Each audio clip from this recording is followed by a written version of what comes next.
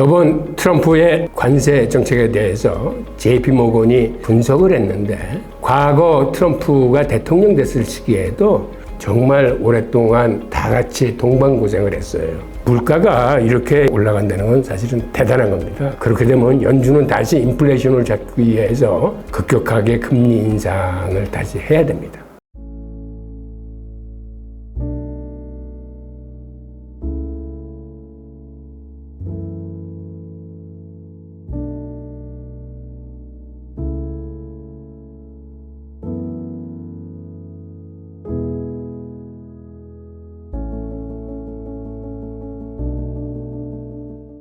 안녕하세요, 홍익입니다.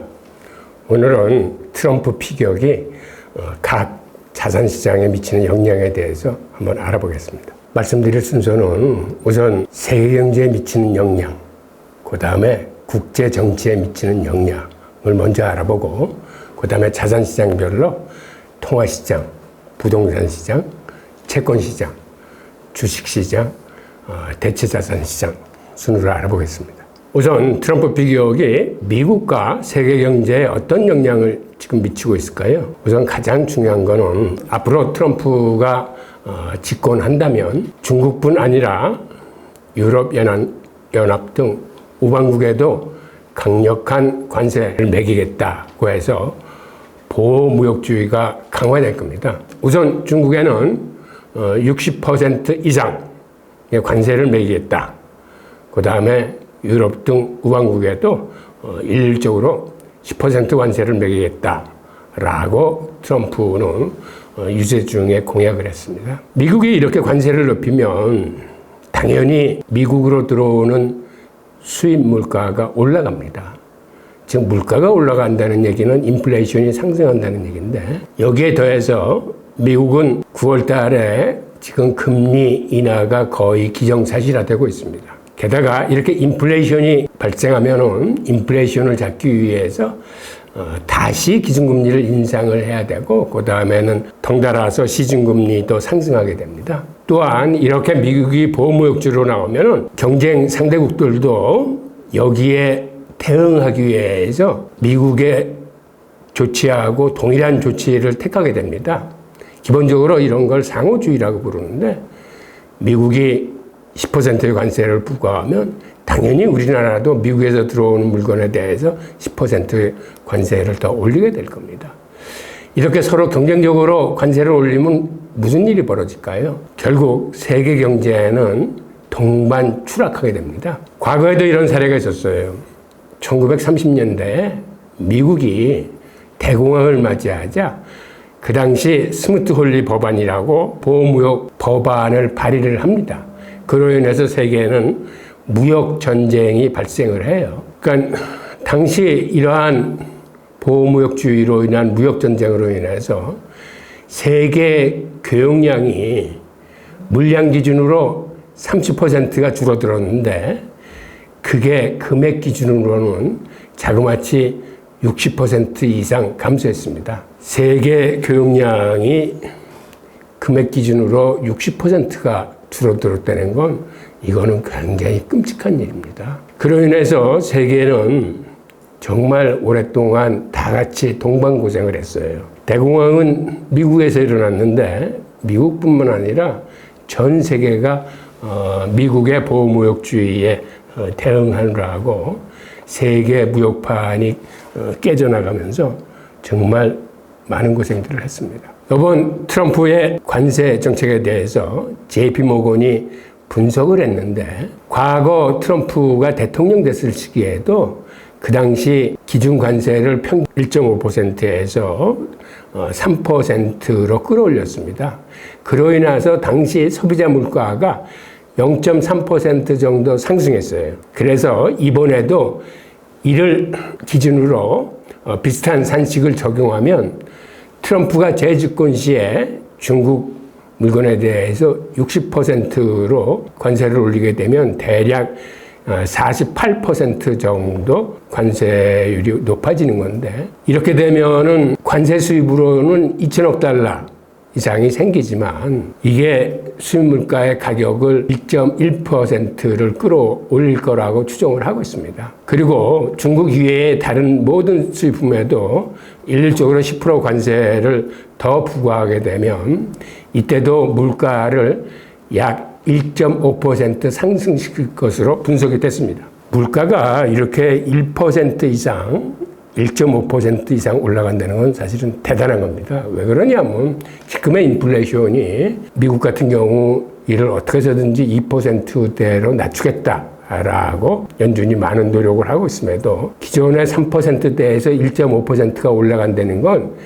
4% 후반대로 인플레이션이 다시 높아지는 걸 의미합니다. 그렇게 되면 연준은 다시 인플레이션을 잡기 위해서 급격하게 금리 인상을 다시 해야 됩니다. 두 번째로 트럼프가 지금 내세우는 정책 중에 하나가 이민을 규제하겠다, 강력하게 막겠다라는 얘기를 했습니다. 이건 또 어떤 부작용을 일으킬까요? 여태까지는 이민을 그나마 받아들였기 때문에 값싼 노동력을 써서 임금 상승을 어느 정도 막을 수가 있었어요. 그런데 이민을 앞으로 중단시키면은 임금 상승이 생각보다는 가파르게 높아집니다. 왜 그러냐면 미국과 같은 나라는 실업률이 지금 4% 정도로 거의 완전 고용 상태거든요. 그런데 추가 인력이 없다면은 고용시장이 근로자 우위 시장이 되면서 임금 인상이 가파르게 오를 수뿐이 없습니다.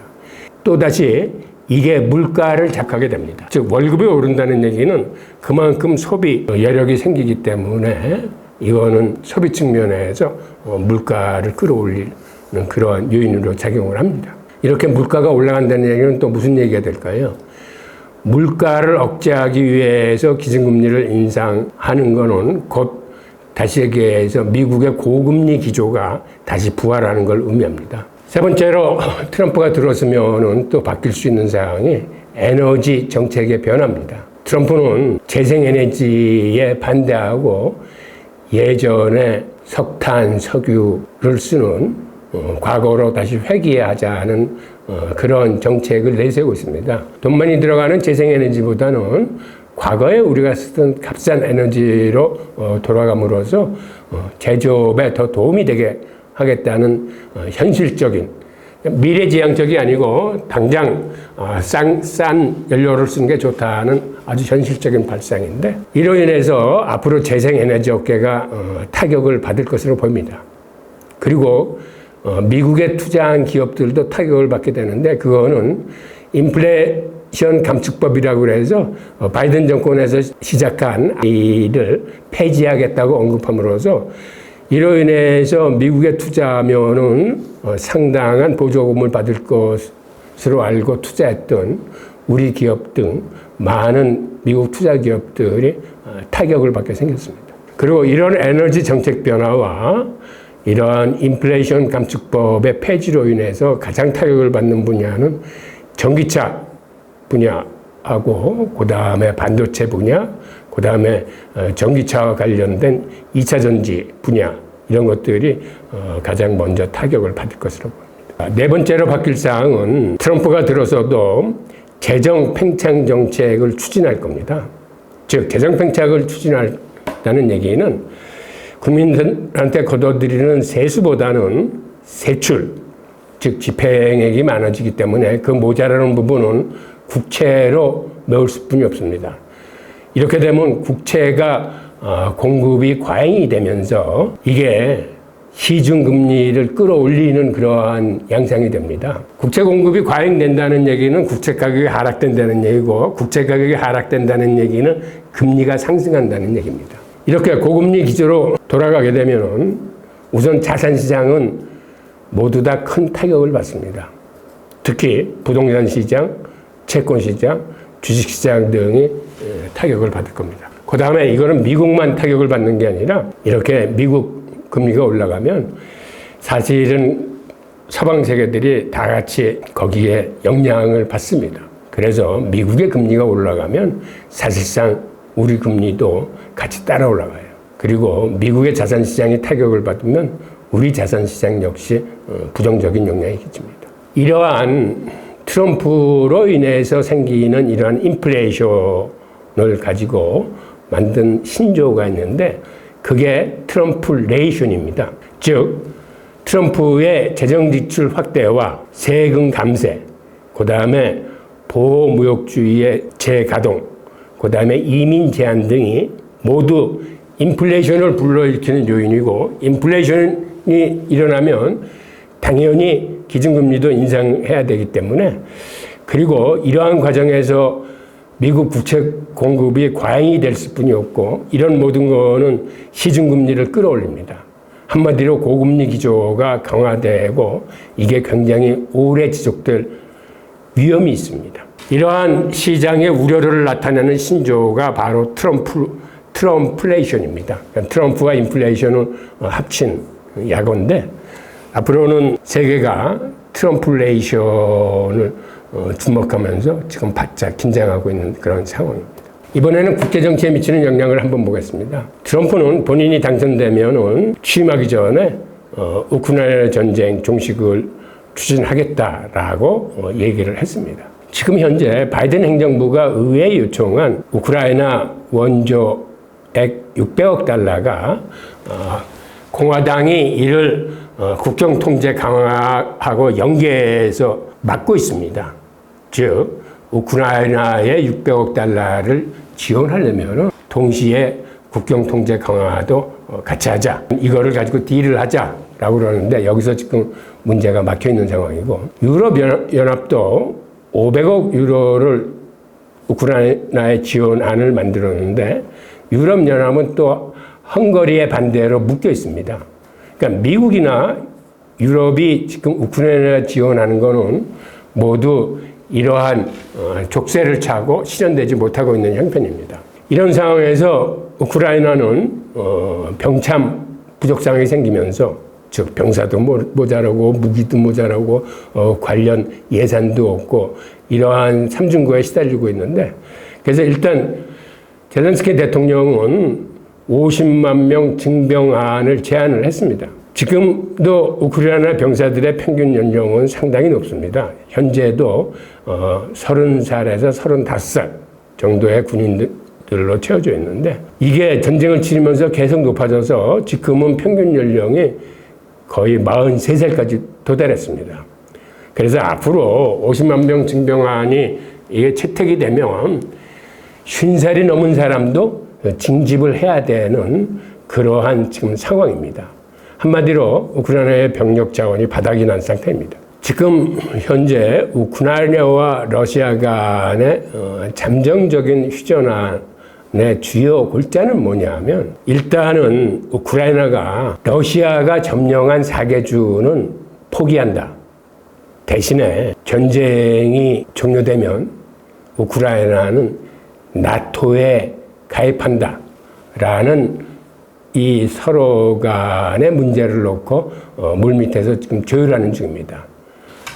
우크라이나 전쟁으로 뺏긴 우크라이나 영토 4개주에 대해서는 지금 러시아가 점령 상태에 있기 때문에 이건 그대로 인정을 하고, 대신에 우크라이나는 나토에 가입함으로써 자국의 안전을 보장받겠다. 두 개를 갖고 이제 딜을 할 가능성이 있습니다. 트럼프가 당선되면 트럼프는 취임 전에 전쟁 종식을 추진하겠다고 이야기한 바 있습니다. 두 번째는 나토의 탈퇴입니다. 트럼프 대통령은 유세 중에도 본인이 당선되면 나토에서 탈퇴하겠다. 유럽 국가들이 너무 방위비 부담을 안 하고, 한마디로 미국의 입장에서 볼 적에는 좀 뻔뻔하다. 이런 자세였는데 최근에는 한 발 물러섰습니다. 자기가 이런 얘기를 한 거는 유럽과 딜을 하기 위해서, 협상을 하기 위해서 한 얘기고, 유럽이 방위비 부담을 제 몫을 해낸다면 미국이 탈퇴는 하지 않겠다라고 지금 말을 번복한 상태입니다. 여기서 제목이라는 건 유럽 국내 총생산의 2% 이상을 국방비로 지출해야 한다는 그런 의미를 갖고 있습니다. 세 번째는 최근에 대만에 대해서 강력하게 언급을 했습니다. 어떤 언급을 했냐면 반도체, 그 다음에 대만의 방위비에 대한 트럼프의 속내를 얘기를 했는데 어떤 식으로 얘기했냐면 대만이 미국의 반도체를 다 가져갔다. 그리고 대만은 자국을 보호하는데 그 부자 나라가 돈을 안 쓰고 있는데 적당한 방위비를 내야 된다라고 두 가지 문제를 짚었습니다. 하나는 반도체, 또 하나는 방위비 부담 문제를 짚음으로써 이로 인해서 엔비디아와 대만의 TSMC 주가가 최근에 크게 하락을 했습니다. 네 번째는 트럼프가 들어서면 이스라엘의 지원을 노골적으로 강화할 겁니다. 트럼프는 생각보다는 굉장히 직선적이고 노골적이에요. 그래서 지난 임기 동안에도 예루살렘은 이스라엘의 수도다라고 얘기하면서 미국 대사관을 텔아비브에서 예루살렘으로 옮길 정도로 굉장히 가격합니다. 과거에는 그러한 발상을 하지 못했는데 트럼프는 아랑곳하지 않고 본인의 뜻대로 자행을 했습니다. 근데 그로 인해서 미국이 잃어버린 것도 굉장히 많습니다. 즉 한마디로 아랍연합으로부터 일종의 왕따가 됐습니다. 근데 아랍연합이 생각보다는 굉장히 큰 단체입니다. 여기에는 한 50개 국가가 참여하고 있어요. 그들이 이로 인해서 일제히 미국한테 등을 돌리는 그러한 그 리스크 속에서도 이렇게 트럼프는 보란듯이 자기의 뜻을 관철시키고 있습니다. 아마 이번에 재선이 되면 노골적으로 친이스라엘 정책을 펼칠 것으로 봅니다. 다섯 번째는 마지막으로 한반도 정책의 변화가 예상됩니다. 어떤 변화냐면 일부 미 전역 장군들의 칼럼 속에 어떠한 전략이 노출되냐 하면 북한을 중국과의 관계에서 이제는 격리시켜야 할 때가 왔다 라는 이러한 뉘앙스의 글들이 올라오고 있습니다. 즉 이 얘기는 무슨 얘기냐면 미국이 중국을 견제하고 이를 위해서 중국을 포위 전략으로 썼을 때 지금과 같은 인도태평양 이러한 전략도 있지만 어떤 의미에서는 가장 중요한 거는 지금 중국과 친밀한 관계를 갖고 있는 북한을 차제에 북한과 평화협상 딜을 통해서 일정 부분 중국으로부터 격리시키고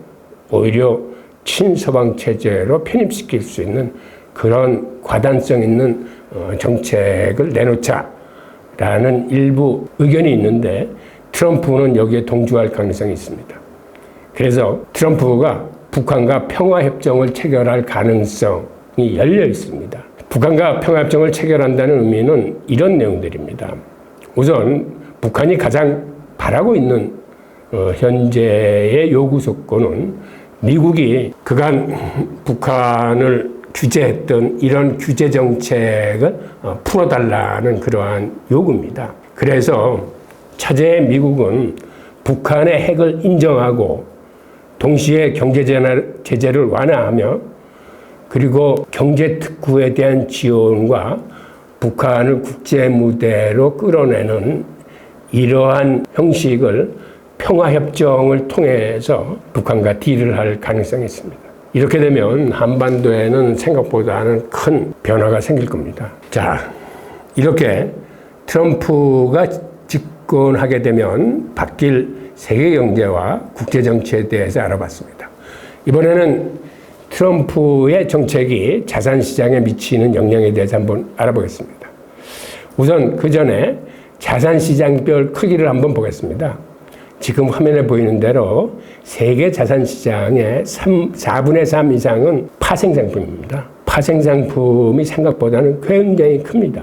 그리고 저기는 통화수합은 물론이고 시에르와 같은 파생상품 등등 그 다음에 부동산 대출의 금융화, 증권 등 뭐 이런 것들이 들어가 있어서 우리가 생각하는 것 이상으로 파생상품이 굉장히 큰 시장이다 라고 알 수 있고 순수한 자산 시장별로서는 가장 큰 게 부동산 시장입니다. 그 다음에는 부동산 시장 다음에 채권 시장 그리고 채권 시장 다음에 M2라고 해서 통화 시장입니다.